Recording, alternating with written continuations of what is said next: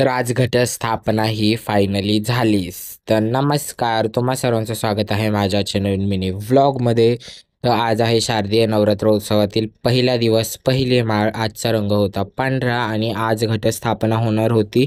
तर मी घट इथे भरायला घेतला, घटस्थापना करायला घेतली. तर इथे दोरडीमध्ये सर्वात पहिलं पान सुपारी ठेवून पूजा केली. त्यानंतर माती टाकली, त्यावरती वेगवेगळे 7 प्रकारचे धान्य टाकले.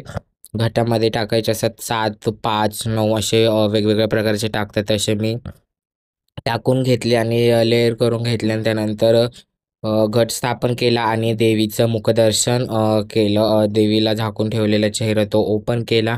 त्यानंतर दुपारी जेवण केलं आणि परत मी दुपारी एक देवी मातेची मूर्ती आणली, कारण की मला ती खूप आवडलेली होती.